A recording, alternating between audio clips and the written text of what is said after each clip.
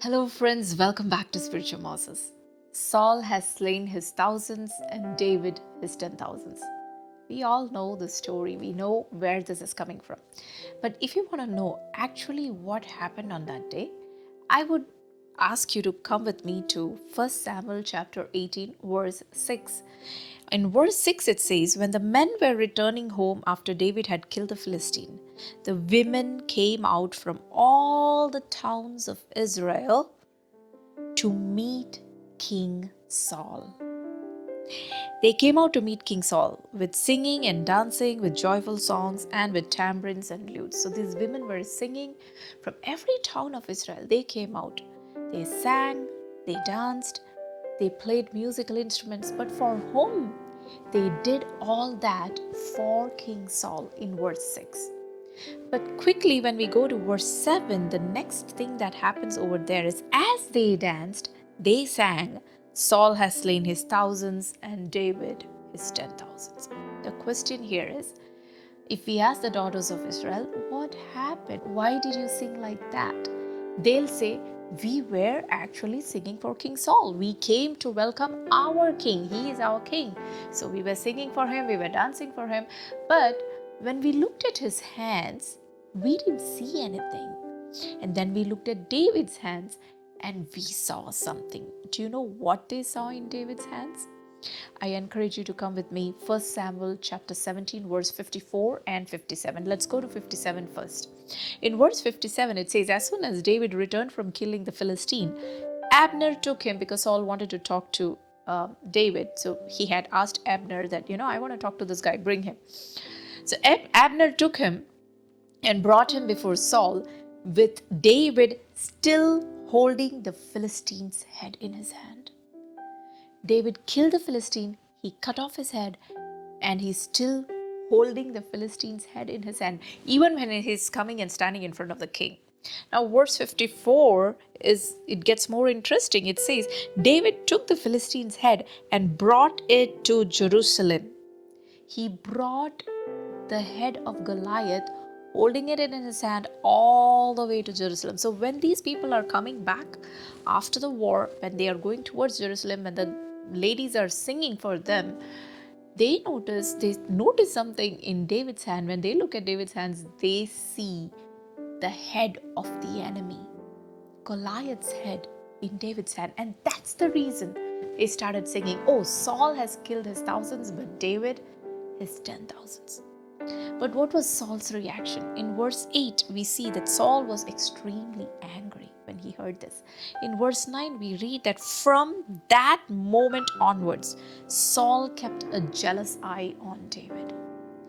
My dear friends, this is dangerous.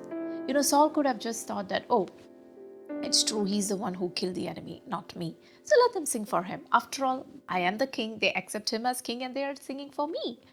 But instead of that, he developed anger, hatred, and jealousy. Do you know what is jealousy? When your neighbor's kid gets what your kid did not get, the feeling, that uneasy feeling that you get, that unhappiness that you feel, that's jealousy. The Bible says jealousy is dangerous. You know why? Because the next verse, in verse 10, it says, the very next day, an evil spirit from God allowed it to happen, came forcefully upon Saul. Jealousy is an open door for the enemy, for the evil spirit to come into your life. Jealousy is like, opening a door and telling the enemy, hey, you're welcome, come this way. This is the way you can come in. And that's exactly what happened to Saul. So my dear friends, I encourage you, be alert. See, there are two things that could have happened here. Recently I was listening to a sermon by a pastor, and he was saying that be sure that success, when you get success, make sure that it doesn't get into your head, and when you get a failure, make sure that it doesn't go into your heart. And Saul over here, he allowed it to get into his heart. David could have allowed his success to get into his head, but he did not. He could have said that, oh, see, you, in spite of being the king, they are singing more for me.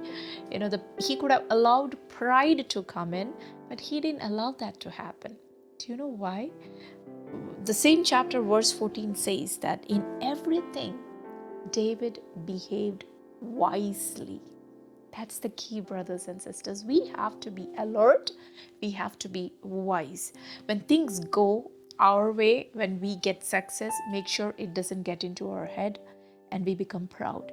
And at the same time, when people talk about you, when they make you unhappy, make sure that disappointment does not get into your heart and allow hatred and jealousy to breed inside, because jealousy, I'm telling you, is an open door for the enemy to enter your life and attack and ruin your life completely. So, in the coming days, I encourage you to be alert, to be wise, because when even sometimes in church, like when you see somebody else getting more honored by God than you, it's possible that you become disappointed and you allow jealousy to come into your life. But we must understand, just like David, who knows, maybe in the spirit realm they would have gotten certain victories which we did not get. Maybe they overcame certain, spiritual forces that we did not. And maybe that's the reason they are experiencing that honor. So let's just surrender before the Lord and be alert and wise like David, and be careful that we don't open the door of jealousy for the enemy to come inside like Saul did. God bless you.